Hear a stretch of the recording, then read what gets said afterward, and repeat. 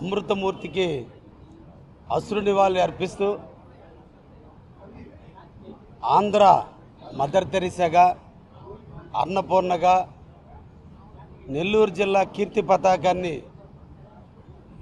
నెల్లూరు అంటే అన్నదాతలకి కొదువు లేనటువంటి నెల్లూరులో కొన్ని వేల కుటుంబాలకి అన్నదానం చేసిన వ్యక్తిగా, పేద బడుగు బలహీన వర్గాలని హక్కును చేర్చుకున్న మాతగా, ఎనలేని సేవలు అందించిన శ్రీ మాగుంట పార్వతమ్మ గారి మరణం ఈ రెండు జిల్లాలకి తీరని లోటు. ఎంతోమందికి స్ఫూర్తినిస్తూ వివిధ ప్రాంత ప్రజలకు ఎనలేని సేవ చేసినటువంటి మహోన్నతమైనటువంటి వ్యక్తి శ్రీ మాగుంట పార్వతమ్మ గారు. ఒకవైపున భర్తను కోల్పోయి భర్త ఆశయ సాధన కోసం, కుటుంబ నైపుణ్యం, కుటుంబ యొక్క కీర్తి పతాకం ఎగరవేయడం కొరకు పార్లమెంటులో ప్రవేశించి నెల్లూరు జిల్లా యొక్క కీర్తిని, ప్రకాశం జిల్లా యొక్క కీర్తి సమస్యలను, బెజవాడి గోపాలరెడ్డి గారి ఆశయాలను, మాగుంట కుటుంబం యొక్క గొప్పతనాన్ని పార్లమెంటులో చూపించిన తల్లి మాగుంట పార్వతమ్మ గారు. తర్వాత వచ్చిన రాజకీయ నేపథ్యంలో కావలి నియోజకవర్గానికి ఎమ్మెల్యేగా ఎనలేని సేవలు చేసి కావలిలో జరిగిన అభివృద్ధి అంటూ ఉంది అంటే అది ఒక్క మాగుంట పార్వతమ్మ గారి దయ వల్లే జరిగిందని ఈ సందర్భంగా తెలియజేస్తున్నా. ముఖ్యంగా కావలి ట్రంక్ రోడ్డు విస్తరణ కావచ్చు, సమ్మర్ స్టోరేజ్ ట్యాంక్ ఆధునీకరణ కావచ్చు, ముఖ్యంగా కలిగిరి, కొండాపురం, జలదింక మండలాల రైతాంగానికి నీళ్లు అందించే కార్యక్రమంలో గొట్టిపాటి కొండపనాయుడు ఉత్తర కాలువని ఎక్కడో ఏఎస్పేట గుడిపాడు దగ్గర ఆగిపోతే దాన్ని రాళ్లపాడు చెరువు వరకు తీసుకొచ్చి పోరాట యోధురాలుగా రాజశేఖర రెడ్డి గారు ముఖ్యమంత్రిగా ఉన్న టైంలో పోరాటాలతో సాధించిన ధీరోదాత్త శ్రీ మాగుంట పార్వతమ్మ గారు.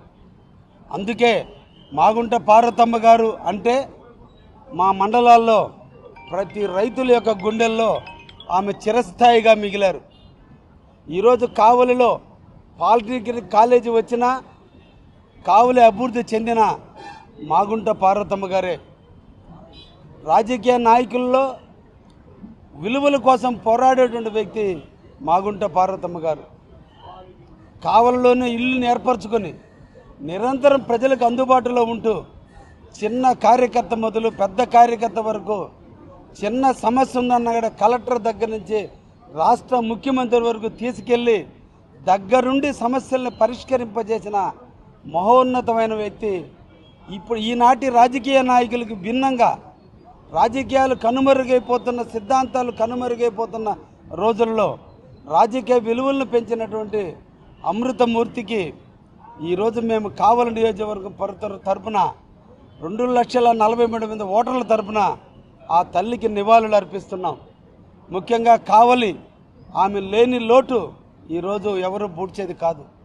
అందుకని ఆమె జ్ఞాపకార్థం కావలి ప్రజలు అందరూ కూడా నిరంతరం ఆమెను తలుచుకునే విధంగా కావలి యొక్క ట్రంక్ రోడ్డు 4 లైన్స్ అయింది అంటే ఆ మహాతల్లి యొక్క కృషి. అందుకని దాన్ని మున్సిపల్ తీర్మానంలో పెట్టి కావలి ట్రంక్ రోడ్డును మాగుంట పార్వతమ్మ ట్రంక్ రోడ్డుగా నామకరణం చేసే దిశగా అడుగులు వేస్తామని కూడా కావలి నియోజకవర్గం తరపున తెలియజేస్తున్నాం.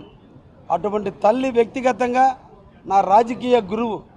నేను రాజకీయాల్లోకి వచ్చింది 2005లో మాగుంట పార్వతమ్మ గారు ఎమ్మెల్యేగా, మాగుంట శ్రీనివాసరెడ్డి గారు ఎంపీగా ఉన్న టైంలో నా రాజకీయ అరంగేటానికి దారితీసి నన్ను ప్రోత్సహించిన తల్లి మాగుంట పార్వతమ్మ గారు.